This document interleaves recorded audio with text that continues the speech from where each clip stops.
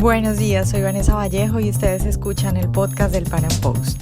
A nuestros lectores, bienvenidos como siempre. Evo Morales, el actual presidente de Bolivia, llegó por primera vez a la presidencia de ese país el 22 de enero de 2006.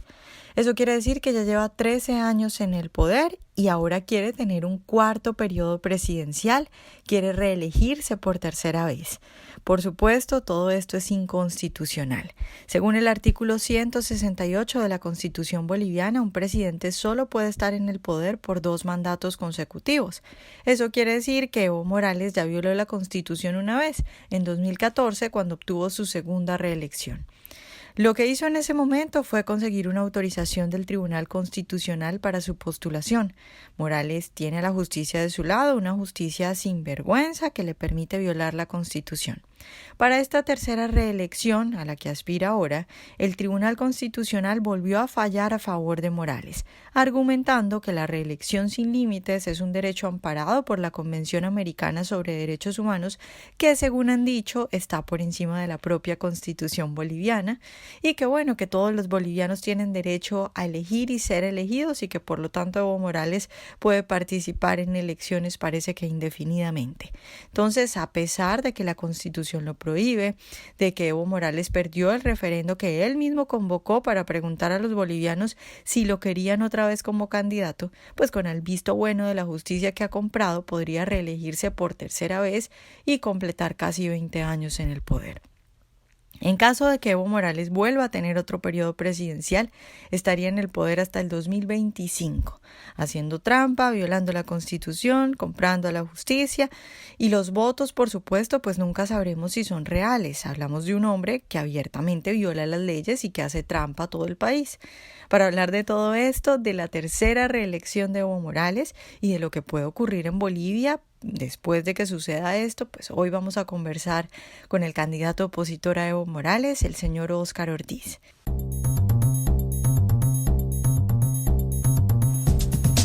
Señor Óscar Ortiz, candidato a la presidencia de Bolivia por el Movimiento Bolivia Dice No. Buenos días y quiero preguntarle, ¿Evo Morales es de nuevo candidato a la presidencia de su país? ¿Cree usted que es legal que por cuarta vez tenga esa oportunidad?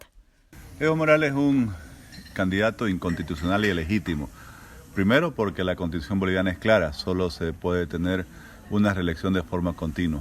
Él ya tuvo 2 reelecciones y ahora busca una tercera. Segundo porque a diferencia de otros ejemplos como Nicaragua, Honduras y Costa Rica, en Bolivia, además de la prohibición constitucional, hubo un fallo del pueblo, un referéndum en el cual el pueblo el 21 de febrero de 2016 votó y rechazó una reforma a la Constitución. La sentencia que permite a Evo Morales postularse nuevamente como candidato es una sentencia que desconoce la propia Constitución boliviana y que al mismo tiempo desconoce el voto del pueblo. Por lo tanto, es un candidato absolutamente inconstitucional e ilegítimo. Candidato, ¿qué va a pasar con Bolivia si Evo Morales logra otra vez quedarse en el poder? ¿Hablaríamos ya de una tiranía? Bueno, está claro que lo que sucedería en el país y lo que está sucediendo es que hay un proceso de alteración del orden constitucional. En los hechos, un proceso que se viene profundizando, dado que la institucionalidad democrática está cada vez quedando más como una fachada y con un vacío de contenido. El órgano judicial está completamente supeditado al gobierno, al Ejecutivo y lo mismo el Tribunal Supremo Electoral. Por lo tanto, la pretensión de Evo Morales de prorrogarse en el poder a como dé lugar aleja a Bolivia de la democracia y marca lo que ya la Carta Democrática Interamericana denomina la ruptura del orden constitucional. Candidato, ¿cómo va la economía de Bolivia? A nivel internacional no se dice mucho e incluso algunos izquierdistas hablan de que Bolivia es la muestra de que el socialismo sí funciona porque pues más de 10 años después Bolivia no es Venezuela. Pero ¿qué se oculta detrás de todo eso? ¿Qué puede llegar a pasar si Evo Morales toma otra vez la presidencia ya por cuarta vez? La economía boliviana sufre un proceso de contracción progresiva.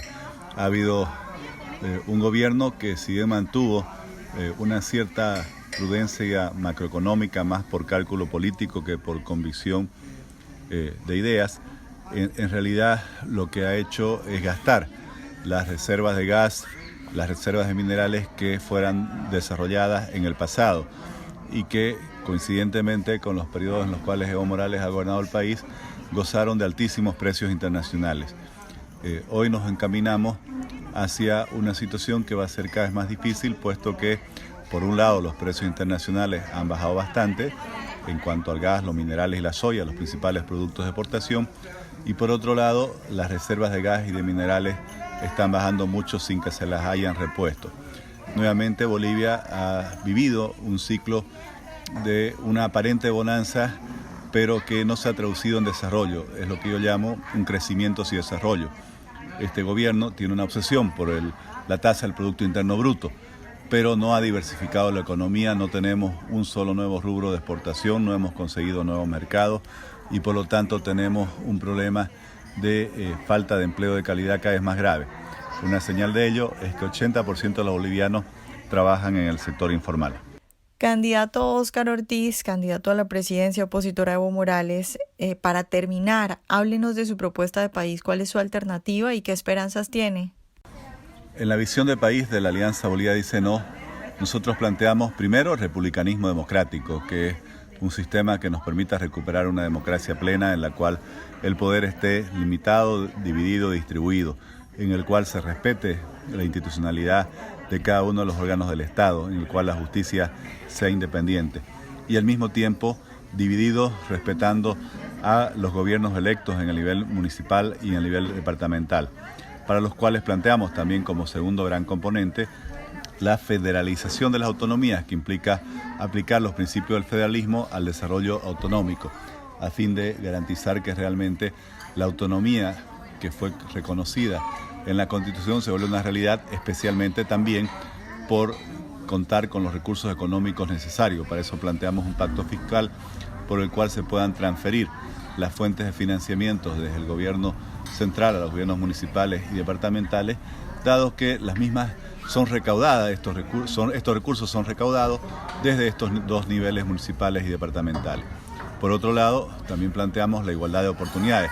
Tenemos una población que por lo menos en un 50% vive en la pobreza y creemos que se deben desarrollar políticas públicas que promuevan igualdad de oportunidades mediante la mejora de la calidad de la educación, mediante la mejora de la salud y sobre todo apostando a facilitar el trabajo de quienes producen, de quienes emprenden, de quienes inician un nuevo negocio. Hoy en Bolivia la gente indica, incluso en los niveles de negocio más pequeños, que hay una asfixia por parte de las regulaciones, de los impuestos, de las multas que se imponen desde distintas entidades del Estado. Esto claramente no favorece el hecho de que haya un desarrollo empresarial y emprendedor, y eso se traduce en una cada vez menor calidad del empleo para los bolivianos. Ojalá hayan disfrutado nuestra entrevista de hoy. Recuerden seguirnos en nuestro canal de YouTube y en nuestras redes sociales y nos vemos en un próximo Pan Am Podcast.